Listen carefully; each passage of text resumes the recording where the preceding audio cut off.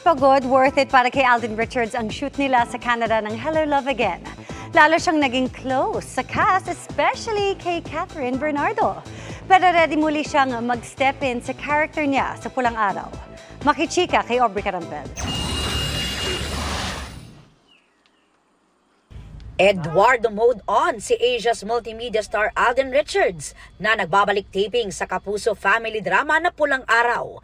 Halos isang buwan kasing nawala si Alden para mag-shoot ng pelikulang Hello Love Again sa Canada at nag-side trip pa sa Amerika para naman sa Sparkle World Tour.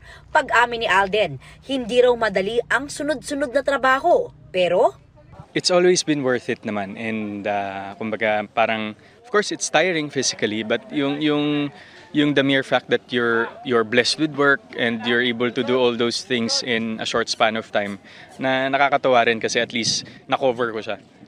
Nagawa natin siya kahit marami tayong ginagawa on the side. Masaya rin daw siya na nagkaroon siyang muli ng pagkakataong makapagpasaya ng Global Pinoy sa USA at Canada. Ramdam natin yung pagmamahal ng mga Global Pinoys. Sa shooting ng Hello Love Again, mas lalo raw silang napalapit sa isa't isa ng cast at production team. Kaya raw naging emotional siya sa kanilang last shooting day. I felt a little bit sentimental, of course, with the place, and ang haba ng time na magkakasama kami doon. So parang nagulat ako na in an instant, tapos na pala siya. Mas naging close daw sila ng katambal na si Catherine Bernardo at nag-level up din ang kanilang mga karakter na sina Ethan and Joy.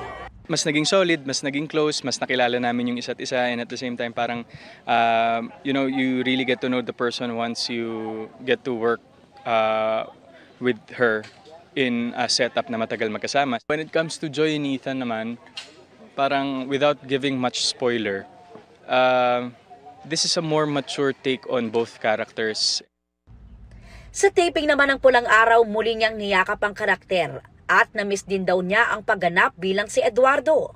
Ganado rin daw siya, lalo't marami ang patuloy na humahanga sa kanilang serye. Nakakatuwa po na maraming sumusuporta at nagagandahan sa aming trabaho. Masukal, maputik, mainit at minsan umuulan pa. Ganito ang karaniwang location ng Pulang Araw. Pero hindi yan alintana ng cast, lalo na ng bidang si Alden Richards na gumaganap bilang si Eduardo. Dahil gusto raw nilang mas mapaganda pa ang kanilang serye. Kung anong ilagay sa akin, kung anong duming ipatong dyan, game tayo dyan. Kung saan ako pagugulungin o kung ano mang magulungan natin sa This project has a higher calling for all of us. Parang nakakahiya na hindi mag-perform. Parang hindi namin pwedeng i-take for granted yung chances namin na in every scene that we do is a part of Philippine history being told to the audience. Aubrey Carampel, updated showbiz happenings.